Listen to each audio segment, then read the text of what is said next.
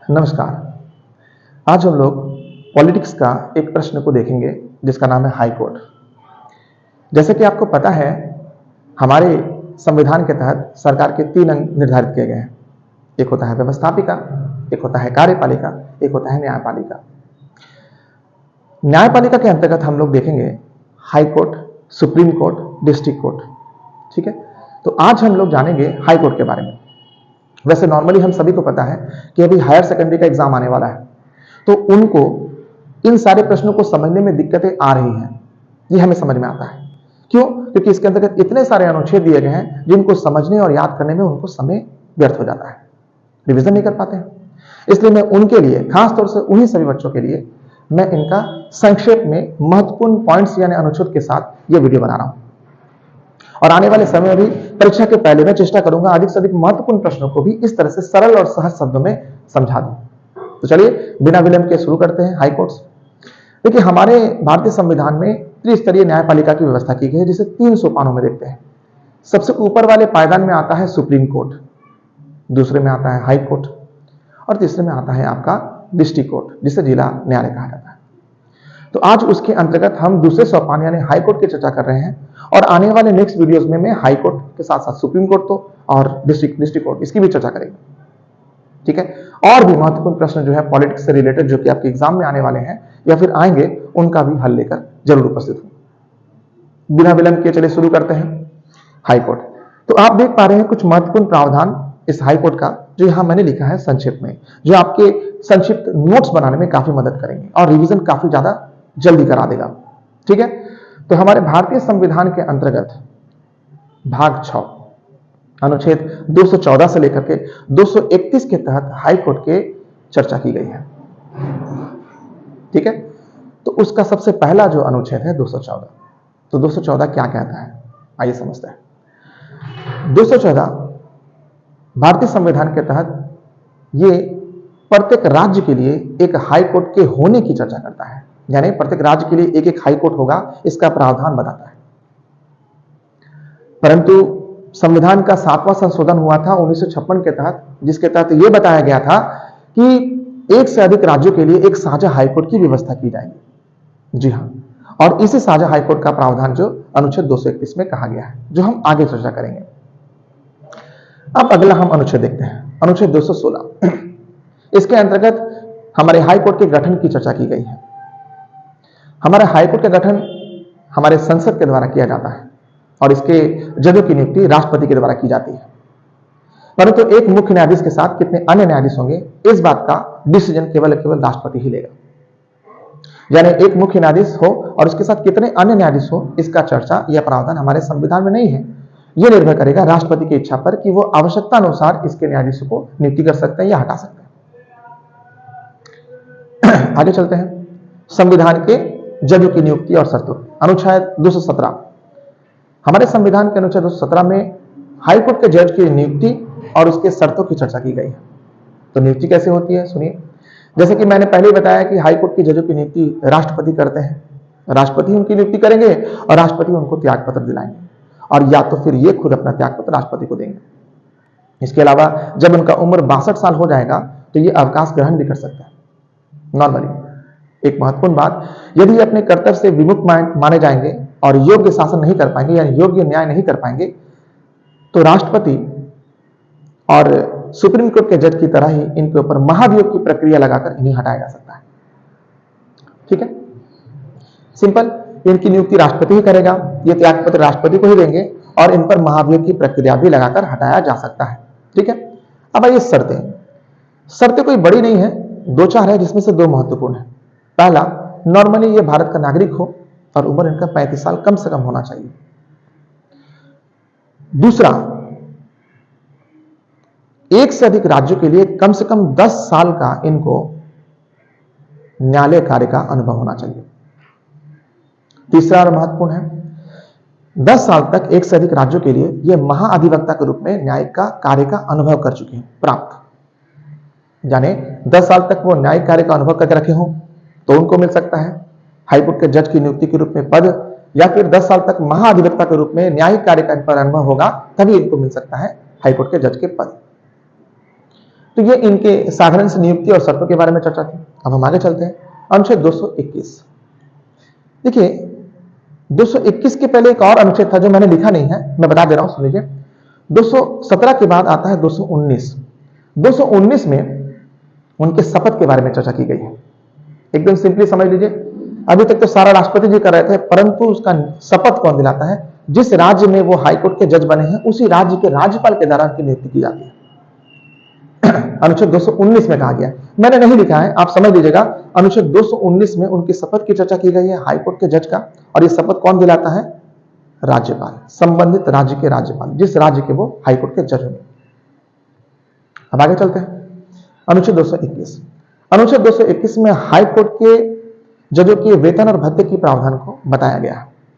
वेतन, देखिए वैसे तो इसका संसद के द्वारा ही वेतन का निर्धारण किया जाता है, परंतु जिस राज्य में ये हाईकोर्ट के जज के रूप में है उस राज्य के संचित निधि से इनको वेतन मिलता है। यानी प्रत्येक राज्य के संचित निधि से उनको वेतन दिया जाता है, और जब ये रिटायर हो जाते हैं, अवकाश प्राप्त कर लेते हैं, तो उनको संसद में केंद्र के संचित निधि से उनका वेतन दिया जाता है। ठीक है। नॉर्मली इनका वेतन 2,50,000 होता है मुख्य जज के लिए, और अन्य जजों के लिए 2,25,000 दिए जाते हैं। इसके अलावा कुछ और भी वेतन भत्ते हैं जो हम डिटेल वीडियो में आपको अगले अंक में समझाएंगे। वैसे परीक्षा के लिए शॉर्ट बनाना जरूरी था, और अगर आपको चाहिए वो डिटेल वीडियो हाईकोर्ट के ऊपर तो आप कमेंट करके बताइएगा, मैं उनके लिए वीडियो बनाकर जरूर उपलब्ध कराऊंगा। आगे चलते हैं। अनुच्छेद 226, ये सबसे महत्वपूर्ण अनुच्छेद है, याद कर लीजिए। यही वो अनुच्छेद है जो आपके मौलिक अधिकारों के हनन होने पर हाईकोर्ट के द्वारा अधिकार के रूप में दिया जाता है। यानी ये अनुच्छेद 226 जो है वो मौलिक अधिकार के संबंधित किसी प्रकार के शोषण से उत्पीड़न किसी व्यक्ति के ऊपर महत्वपूर्ण मदद करता है। यानी ये 5 प्रकार का आदेश यानी रिट जारी करता है जो कि मौलिक अधिकार के शोषण होने वाले व्यक्तियों पर राहत काम करता है। अगर आपको इसका अलग और डिटेल वीडियो चाहिए केवल मौलिक अधिकार के अंतर्गत आने वाले अनुच्छेद 32 या 226 के अंदर पाए जाने वाले 5 प्रकार के रिट, तो उसे भी कमेंट करके बताइएगा, मैं उसका भी वीडियो बना के दूंगा। आगे चलते हैं। अनुच्छेद 231, मैंने आपको पहले बता दिया है कि प्रत्येक राज्य के लिए तो एक हाईकोर्ट होने की व्यवस्था का प्रावधान किया गया है, परंतु एक से अधिक राज्यों के लिए साझा न्यायकोर्ट की व्यवस्था की जाएगी, इसका प्रावधान भी अनुच्छेद 231 में किया गया है। मैंने पहले बताया था ना कि 7वां संशोधन 1956 के तहत जो है एक से अधिक राज्यों के लिए साझा न्यायकोर्ट यानी हाईकोर्ट की व्यवस्था की जाएगी, उसी की चर्चा अनुच्छेद 221 करता है। अब प्रश्न उठता है कि हमारे भारत में कितने हाईकोर्ट्स हैं? तो हमारे भारत में कुल 25 हाईकोर्ट्स हैं। आप बोलेंगे सर राज्य तो 28 है, केंद्र शासित प्रदेश 8 है, हाईकोर्ट 25 क्यों? मैं बताता हूं।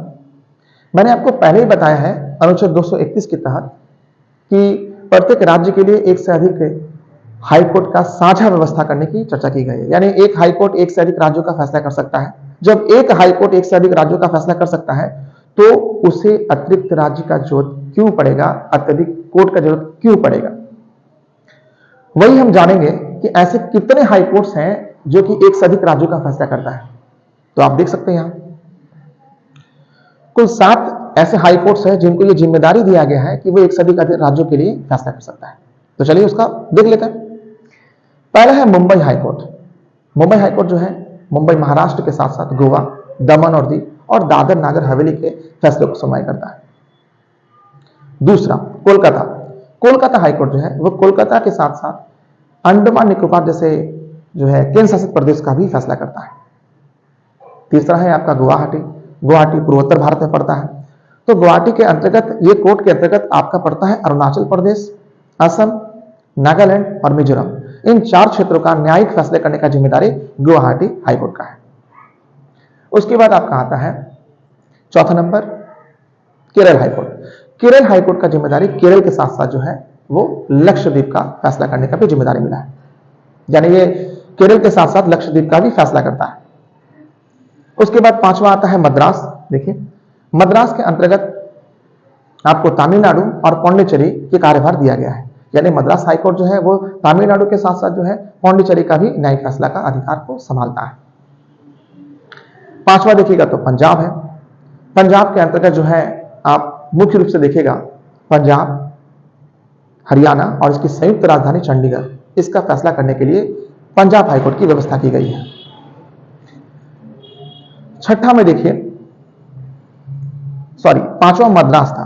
तो मद्रास के अंतर्गत आपका तमिलनाडु पंडिचेरी के छठा में आपका पंजाब था, छठा में पंजाब था, सॉरी, पंजाब का अंतर्गत मैंने बता दिया। पंजाब, हरियाणा और चंडीगढ़ के कार्यभार को जिम्मेदारी के रूप में दिया गया है इसे संभालने के लिए। सातवां जो दिया गया है जम्मू कश्मीर, जिसके अंतर्गत जम्मू कश्मीर और लद्दाख आता है। लेकिन सातवां जो अभी जम्मू कश्मीर है, इसके पहले अगर मैं बताऊं तो यहां पर हैदराबाद हाईकोर्ट है। हैदराबाद हाईकोर्ट के अंतर्गत जो था वो तेलंगाना और आंध्र प्रदेश के क्षेत्र आते थे। यानी हैदराबाद हाईकोर्ट जो है वो आंध्र प्रदेश का भी कार्यभार संभालता था, न्यायिक वाला, और तेलंगाना का भी। परंतु 1 जनवरी 2019 को अमरावती हाईकोर्ट का गठन किया गया, जो कि आंध्र प्रदेश की कानूनी कार्रवाई को देखरेख करता था, और उस आधार पर हैदराबाद तेलंगाना को देखता है। लेकिन अभी सातवें प्रावधान पे जम्मू कश्मीर को रख दिया गया है। तो जम्मू कश्मीर जो कि केंद्र शासित प्रदेश है, तो जम्मू कश्मीर का यहां पर जो कोड बनाया गया है वो जम्मू कश्मीर के साथ साथ लद्दाख को भी देखता है। आपको तो पता ही होगा कि जैसे 2019 में हाल में ही केंद्र शासित प्रदेश बनाया गया था। अब जानने वाली बात क्या है, एक प्रश्न पूछा जा सकता है आपसे कि भारत में ऐसे कितने केंद्र शासित प्रदेश है जहां पर उनका अपना हाईकोर्ट है। देखिए, पहले तो एक था दिल्ली, वो केंद्र शासित प्रदेश था, उसके अंतर्गत एक हाईकोर्ट आता था। लेकिन वर्तमान में जम्मू कश्मीर भी हो गया है, इसलिए कुल मिलाकर यहां 2 हाईकोर्ट है, 2 केंद्र शासित प्रदेशों के पास। तो आप लोगों ने देखा किस प्रकार से मैंने हाईकोर्ट को संक्षिप्त में, सरल में समझाया और आपको समझ में आया होगा। आशा करता हूं कि आने वाले वीडियोस में भी आपको समझ में जरूर आएगा और ये वीडियो भी आपको जरूर समझ में आया होगा। अगर आपको लग रहा है कि इसका डिटेल वीडियो आपको चाहिए तो उसके लिए आप जरूर कमेंट में बताएं। हाँ, थोड़ा फास्ट में बोल रहा हूं, इसके लिए मैं सॉरी बोल रहा हूं, क्योंकि धीरे बोलना शायद नहीं हो पाएगा। लेकिन हाँ, मैं चेष्टा करूंगा आने वाले अगले वीडियोस में आपको धीरे धीरे और पूरी तरह से पूरा डिटेल कहानी आपको बताऊं। आपको अगर लगेगा पॉलिटिक्स से किसी भी तरह की समस्याओं का समाधान करने के लिए कोई भी प्रश्न का हल ढूंढना, तो आप जरूर कमेंट बताएं, मैं उन प्रश्नों का जवाब दूंगा। इसके अलावा भूगोल के प्रश्न का भी जवाब मैं दे सकता हूं।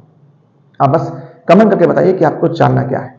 जिस तरह का प्रश्न आप चाहेंगे वो कमेंट करके बताइए, चाहे वो पॉलिटिक्स से जुड़ा हो, चाहे वो इतिहास से जुड़ा हो, चाहे वो ज्योग्राफी से जुड़ा हो, मैं उन सारे प्रश्नों का जवाब देने का जरूर चेष्टा करूंगा। इसी उम्मीद के साथ, इसी वादे और इसी आस के साथ मैं राज सर आप सभी के साथ विदा लेता हूं। मिलते हैं अगले वीडियो में एक नया वीडियो को लेकर, आपके लिए सरल और सहज बनाकर। नमस्कार।